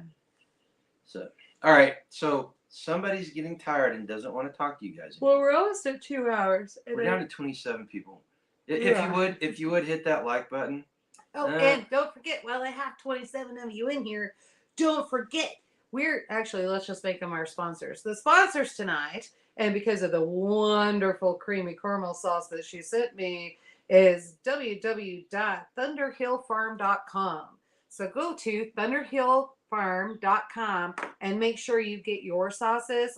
Guys, I'm telling you, I love these in my kitchen, and I cannot wait till She didn't even try them. I'm telling you, folks. I got to get into the rest of them. Carrie makes some yes, very delicious, savory and sweet. I mean, this was awesome. I would have I kind of figured it was going to be like a caramel, but oh man, this was good. I don't know what she put in it. I'm not going to ask her for a recipe. I think we just need to do a collaboration on it or something. But yeah, no, it was great. Normal Tuesday night appointment resumes. Well, I'm glad you made it, man. I'm glad you made it. See, we haven't changed in 33 years. Yeah, we have. Have we? We look older. We were back then. We supported the system. We did. We supported the system. We worked for the system. You know what? 30 years ago, I believed the lies. I believed that what I was doing was for the good. Since then, I've come to understand the truth of the matter. I've come to understand that I was lied to for most of my adult life. Okay, before we go. Oh yeah, wait. No, I want to say something real quick. Because you didn't touch on it. You were talking on your news stuff. But Brian, I think, was the one that asked about what do we think about a smokehouse, priority of smokehouse on a homestead. That is a big priority. So make sure you can do it several different ways. So if you want to just do, for the meantime, just a smoker that you have there, great. But remember, as you're homesteading, you're going to get larger livestock, and you need to be able to put anywhere between, what would you say, like 80 pounds all the way up to 350 pounds. You need to be able to hang an entire pig, an entire cow. Not all in one piece, but you need to be able to get everything in there. Yeah, so that is a huge priority. So I just wanted to address that real quick before we left. But yes, smokehouse is super important. That is one of the things. I'm debating whether to resurrect Baby Smokezilla. I think we need all of it. Or build a purpose-built smokehouse. All of it. We need all of it. Baby Smokezilla comes in handy. No. Dad's smoker comes in handy. So those two worked out great. But if the freezers went down and we didn't know when electricity was coming back, I need all of it. If I build a purpose-built smokehouse, we will not need Smokezilla. We will be able to give Smokezilla to somebody else who needs it. Okay, so I hear what you're saying, but 2 is 1, 1 is none. So I would like all of it. Well, if you're talking about 4 foot by 4 foot concrete pad, it's not a big deal. No, it's bigger. I'm talking the smokehouse, proper. No, I'm not talking about smokehouse. I'm talking about Smokezilla. Please get Smokezilla working. Why? Because I don't have a smokehouse right now. But Smokezilla will take you a concrete pad and it's working. For the amount of energy I put into getting, no, it's not working because I gotta redo all the connections. I gotta fix the smoker. Don't give me excuses. No, just get it done. Nope, excuses. Jonathan, Baby Smokezilla is a reefer. 350 pounds of meat. It is. You know those things that they roll the big trays in a commercial refrigerator. No, it wasn't a refrigerator. I thought it was just a cooler. Oh. It was just a chiller. But you roll the big tray with all the racks on it. You roll it in there and you close it. It's that. I took all the refrigerant stuff off of it, flipped it over, replaced the seal with a heat resistant seal, and put intake from a barrel smoker or a barrel stove into the back, and then I put 3-inch It was a double barrel, isn't it? No, it's just one. I cut the top one. Oh, I thought we still. Then I put a 3-inch stack on it, and I could smoke about 300 pounds in there, and it worked great. Yep. There's a video. In fact, if you want to see it, if you go look, I think you do a search on our videos for Smokezilla. I think you'll see it because there's a couple of videos on there where I showed it in operation, and it worked great. Yeah, because we were doing some stuff for our daughter's engagement party and some other stuff, so it may be on there. Uh-oh. This is Greg. Danny at Deep South Homestead has several videos building his smokehouse. Not as big as your Smokezilla. Yeah, it's bigger. His is bigger. Ours is just a reefer, and it's 3 foot by 3 foot. Maybe it's maybe no, 20. It's bigger than that because it's commercial. 30. Maybe it's at least 36, but I think it's bigger than that. Maybe at the most 49 square feet. Not even that big. I'd really like to have one like our neighbor does. He's got a really big one. You know, when you go down this road and then go up, he's got a pretty big one. I need to be able to, you know, if we got a cow coming, if we got a hog coming, you know, whatever, chickens, that kind of thing. If I got to get stuff out of the freezers, you know, we have 5 freezers. I got to figure this out. So I have to have the space to be able to put all that in there because my preservation is going to start there. And then I'm gonna go canning and doing all that. You figure out where you want it. Dude, I'll Not take right it now. anywhere. Not right now. You figure I out. want it right there, right off the kitchen. It's not gonna. That's not gonna happen. So why don't you just tell me where it's gonna go? No, well you can't. Okay, if you want your outdoor kitchen, you can't have it right. Like it would be perfect by the outdoor kitchen. Do you want to get rid of the wood-fired oven, or do you want to get rid of the outdoor kitchen? Well then, or do you want to get rid of the pump house for the well? What do you want to get rid of? All right. So we could do it. Yeah, I see what you're saying. So we could do it right out here by the food pile, the firewood pile, right? Move the garden. No. Like right here. No, right here. Can't you do it just off the house right here? So it's off the kitchen, just right there. No, Couldn't you do it there? We think about it. You think about it. All right, folks. Listen, we're at 1 hour and 51 minutes. It's probably the longest one we've done. Yeah. Probably the longest one we've done. And I think we covered a lot of good ground. You guys had You had great questions. Prayers out to everybody that needs them. Say a prayer for Starla. Say a prayer for Gregory and his and Susie's calving things. Say a prayer for. Say a prayer. You know, support each other, right, guys? That's what we're here. We always talk about community. And we always talk about it in a physical sense. This is community too. We support each other. We are here to support each other. Look, start talking about community and look who pops in. Right? Spags. Worker. Spags is a vehement proponent of community. You know, this is a community. This isn't physical. We aren't physically together, but we are there for each other, all right? We're here to support each other. We got Spags. Spags isn't gonna get one. Yeah, he didn't go. Oh my goodness. We went. Got that. And I'll get mine next weekend. Community equals preps. Absolutely. Yeah. So, okay, guys, listen. Thanks for being here. The chat was awesome. You guys tore it up again. If you got any questions or comments, put them down below after we're done. YouTube doesn't let you do comments during the show, so do it afterwards. Again, if you want to support the channel, all the links are in the description below. We will see some of you hopefully at Self-Reliance Festival. We will see some of you at Kiowa and Elbert County Self-Reliance Marketplace. Look, Kansas Squatch pops in. Everybody's popping in there. And Mike Something Shepard. must have been going on tonight. Mike, it was good seeing you too, man. Yeah. It was good seeing you too. Yeah. Go out there this next week. Go celebrate Easter if you can get with your family. We're unfortunately I can't travel to see the grandkids. It's not gonna work I for need me. to call Ian. It's not going to work for me. I just physically I can't do it. That week between Self-Reliance and Kiowa is going to be extremely hard on me. Yeah, In fact, that's a lot of travel. After Kiowa, I'm probably going to be in the chiropractor. But you know, go spend time with your family, celebrate the resurrection. Yes, he is. Mm-hmm. He is absolutely. Hey, Spags, I know that your lovely bride will actually enjoy this and make sure that you go over. And I know that you know Carrie, but make sure you go to thunderhillfarm.com and tell Jenny there's like a ton of stuff that she does, and those sauces are so good. I put some of her caramel sauce on the pulled pork for Tennessee. Oh, man, I'm telling you. Tell Jenny to go order some. Thank you, Joseph. Listen, guys, you got anything to say before we go? Well, I would just like to encourage everybody to be at least 1% better tomorrow than you were today. You're working that catchphrase. Why? What do I you said mean? you're working it.